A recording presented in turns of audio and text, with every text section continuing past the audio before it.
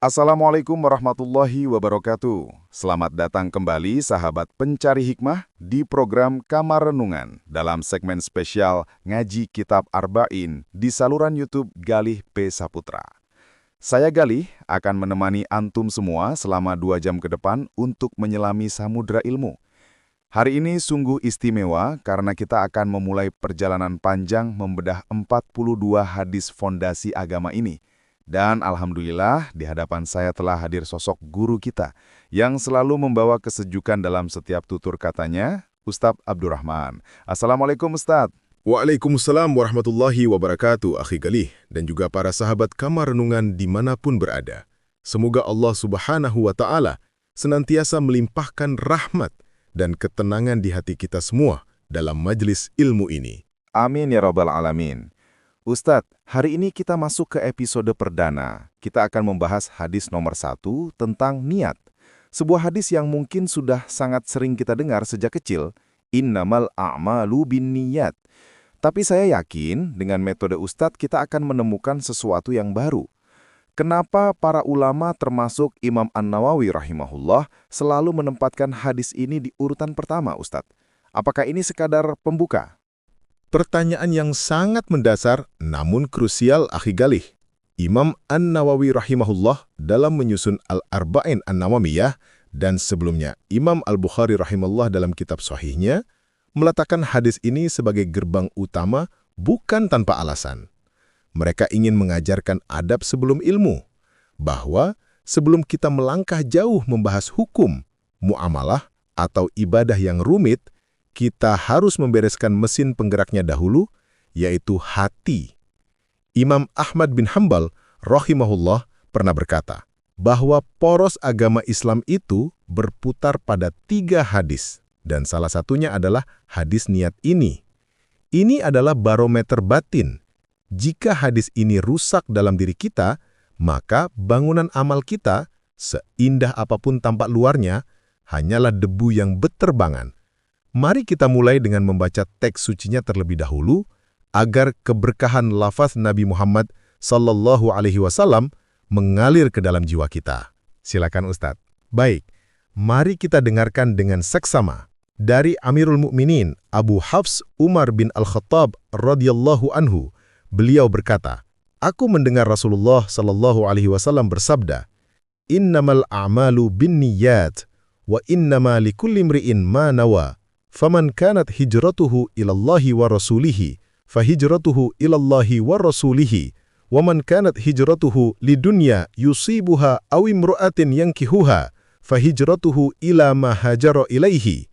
Artinya, sesungguhnya segala amal itu tergantung pada niatnya, dan sesungguhnya setiap orang hanya mendapatkan apa yang ia niatkan. Maka barang siapa yang hijrahnya kepada Allah dan Rasul-Nya, maka hijrahnya itu kepada Allah dan Rasul-Nya.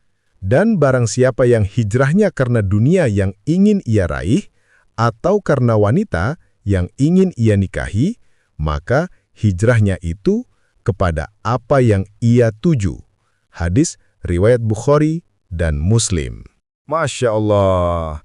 Ustadz, mari kita langsung bedah. Kata pertama saja sudah menarik. Innama. Kenapa Rasulullah SAW menggunakan kata ini? Benar sekali, Akhi Galih. Disinilah keindahan bahasa Arab yang dipilih Allah Subhanahu wa Ta'ala.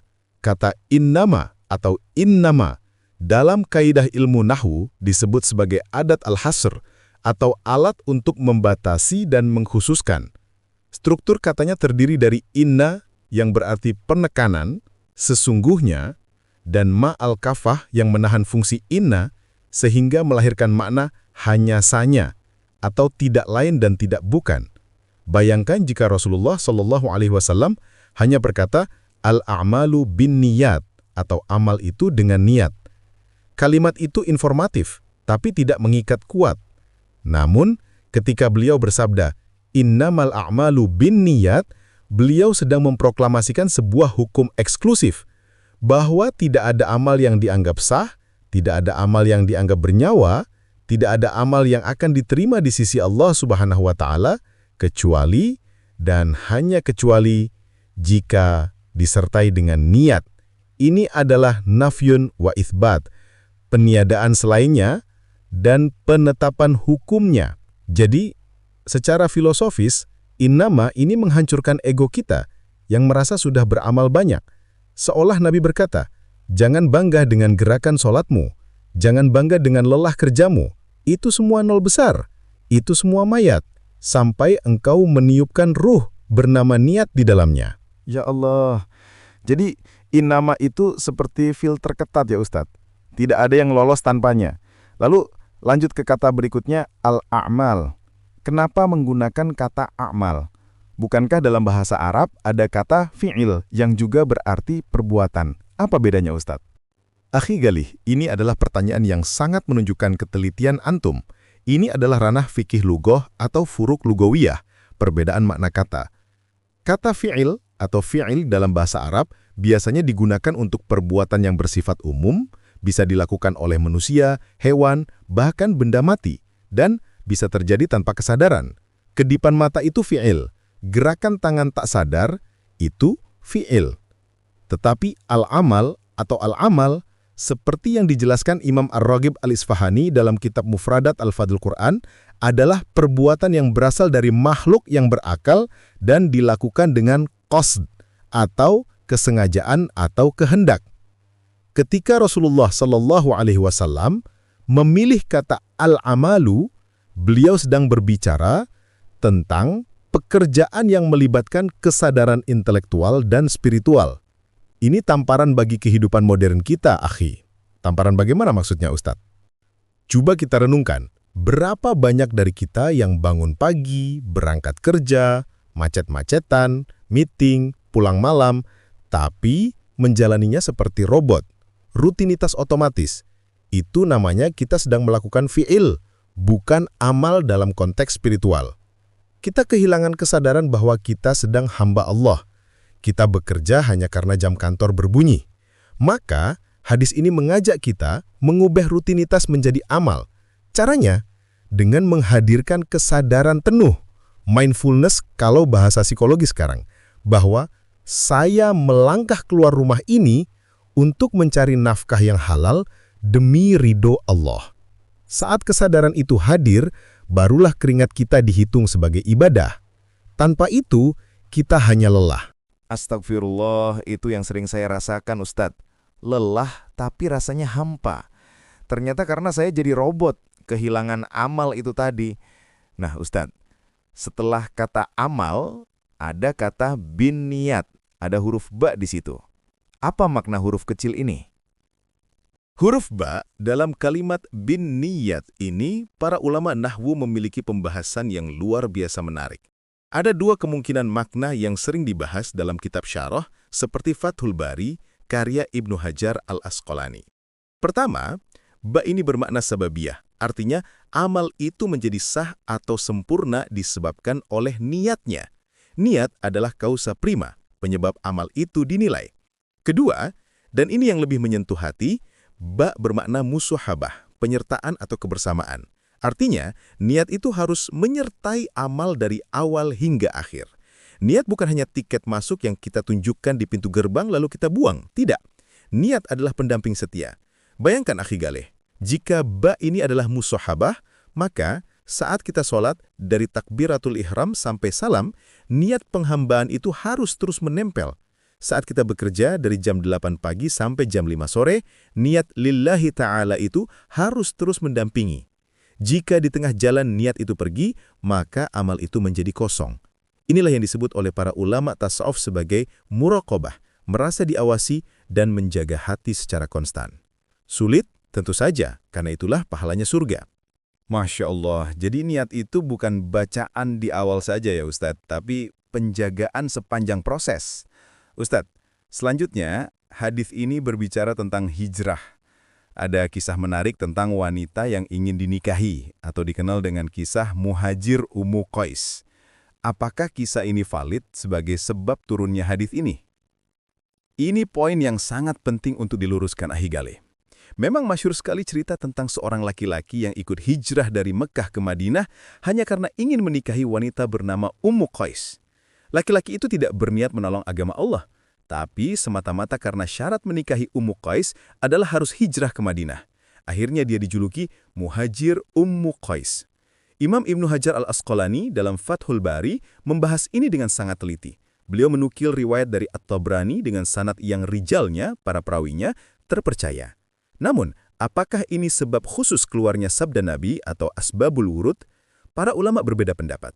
Ibnu Rajab al-Hanbali dalam Jami'ul Ulum wal Hikam menjelaskan bahwa meski kisah itu terjadi, hadis ini lafaznya umum. Namun, hikmah besar dari penyebutan dunia dan wanita secara spesifik dalam hadis ini adalah sebagai peringatan keras. Mengapa wanita disebut padahal wanita adalah bagian dari dunia juga?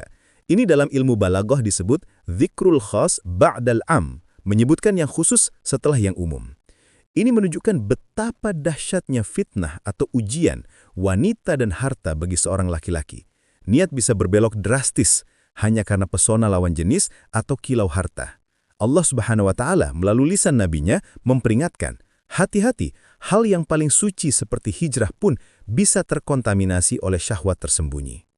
Coba kita tarik ke konteks sekarang, akhi galih. Berapa banyak orang yang hijrah, mengubah penampilan, ikut kajian, tapi niat di lubuk hatinya adalah untuk mendapatkan circle pertemanan yang baru yang elit, atau untuk mendapatkan pasangan yang soleh atau solihah semata, bukan karena memperbaiki diri di hadapan Allah. Atau konten kreator yang membuat konten dakwah, tapi hatinya terpaut pada AdSense dan like. Itu adalah bentuk Muhajir Ummu Qais daya baru. Muhajir Ummu Qais gaya baru. Itu menohok sekali, Ustadz. Jadi fenomena hijrah konten, hijrah fashion, itu rawan sekali tergelincir ya, Ustadz. Ustadz, jika seseorang sudah terlanjur niatnya salah, misal awalnya kerja cari uang saja, atau berhijab karena mode, apakah amalnya tertolak total atau bisa diperbaiki di tengah jalan?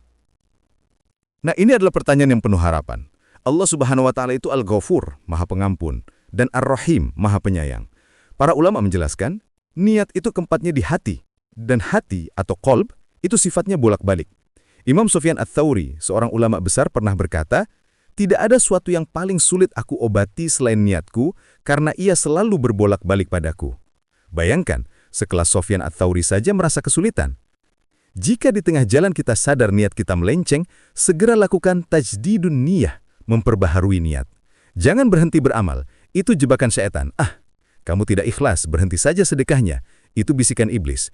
Tetaplah beramal, tapi operasi hati saat itu juga. Istighfar, lalu ucapkan dalam hati, Ya Allah, tadi saya pamer, sekarang saya kembalikan ini hanya untukmu. Terimalah yang sedikit ini. Ada sebuah kaidah menarik, niat yang berubah di tengah amal. Jika amalnya satu kesatuan, seperti sholat, maka niat riya di tengah bisa merusak semuanya jika tidak dilawan. Tapi jika amalnya terpisah-pisah, seperti sedekah hari ini dan besok, atau membaca Al-Quran ayat per ayat, maka yang rusak hanya bagian yang disertai riya tadi. Maka solusinya adalah jangan batalkan amalnya, tapi luruskan niatnya, terus-menerus. Itulah perjuangan seumur hidup seorang mukmin. Tajdidun niyah, memperbaharui niat. Terima kasih pencerahannya, Ustadz. Saya ingin kembali sedikit ke aspek bahasa. Dalam kalimat terakhir hadis, fahijratuhu ila ma hajara ilaih, maka hijrahnya kepada apa yang ia tuju. Kenapa Rasulullah SAW tidak mengulang kata dunia atau wanita? Padahal di bagian awal, hijrah karena Allah, beliau mengulang fahijratuhu ilallahi wa rasulihi. Kenapa giliran dunia, beliau hanya bilang kepada apa yang ia tuju? Subhanallah, antum jeli sekali melihat struktur kalimat tarkib ini. Ini adalah keindahan balaghah nabawiyah yang luar biasa. Perhatikan, saat tujuan hijrah itu adalah Allah dan Rasul-Nya, Nabi SAW mengulang kata Allah dan Rasul-Nya secara lengkap. Ini adalah bentuk ta'zim, pengagungan dan taladzud, merasakan kelezatan dalam menyebut nama sang kekasih. Seolah-olah Nabi ingin berkata, tujuannya Allah dan balasannya adalah Allah itu sendiri. Tidak ada balasan yang lebih tinggi dari itu. Penyebutan ulang itu adalah kehormatan.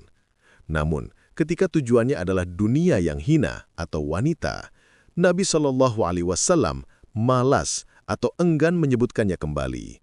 Beliau menggantinya dengan kata ganti yang umum dan samar, ila ma hajara ilaih, kepada apa yang ia tuju. Ini adalah bentuk tahkir, penghinaan atau pengecilan. Seakan-akan beliau berkata, "Jika kau kejar dunia, kau akan dapatkan dunia itu. Tapi itu sangat remeh. Tidak pantas nama dunia itu diulang-ulang di lisan mulia ini sebagai tujuan akhir." Ini mengajarkan kita sebuah mindset. Jangan terlalu mengagungkan dunia dalam hati dan lisan kita. Cukup sebut seperlunya. Tapi jika urusan Allah, sebutlah berulang-ulang, banggakanlah, agungkanlah.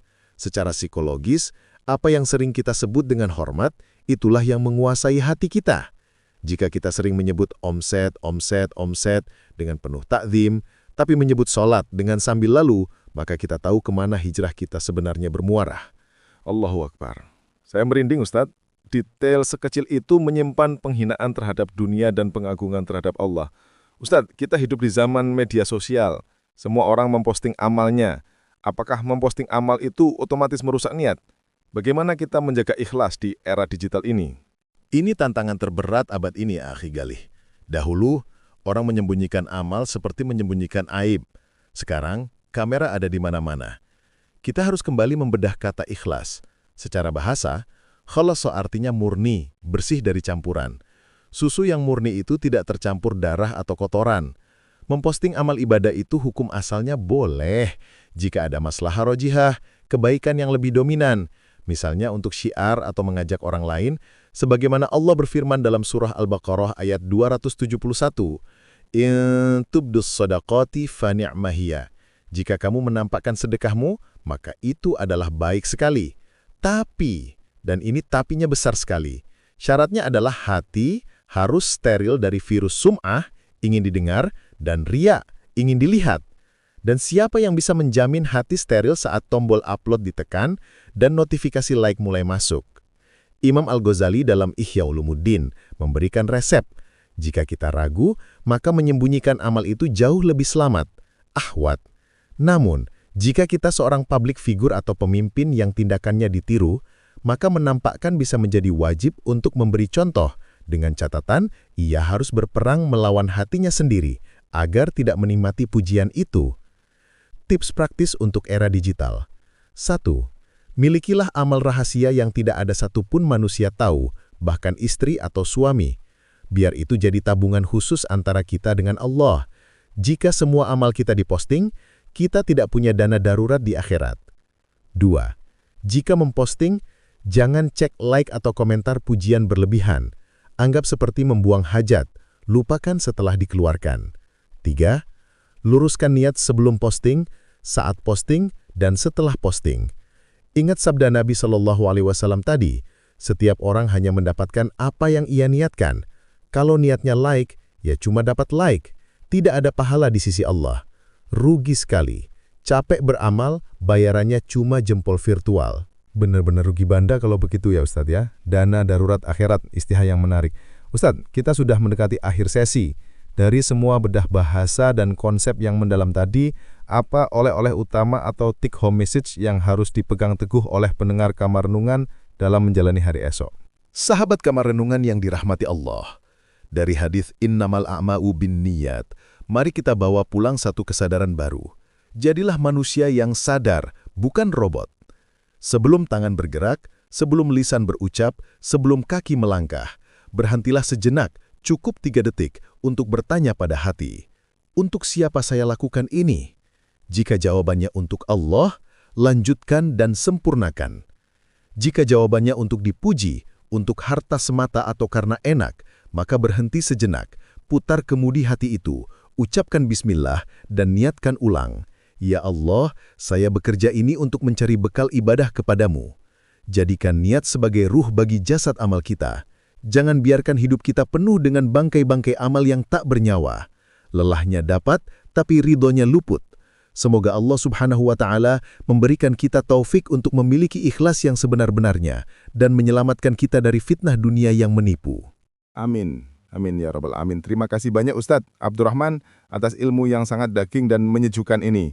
Sahabat Kamar Renungan, itulah akhir dari episode pertama Ngaji Kitab Arba'in. Kita belajar bahwa niat adalah fondasi. Tanpa fondasi, bangunan setinggi apapun akan runtuh. Jangan lupa untuk like, share, dan subscribe jika dirasa tayangan ini bermanfaat, agar menjadi amal jariah bagi kita semua. Kita jumpa lagi di episode 2, membedah hadis tentang iman, Islam, dan ihsan. Saya Galih dan guru kita Ustadz Abdurrahman, pamit undur diri. Wassalamualaikum warahmatullahi wabarakatuh.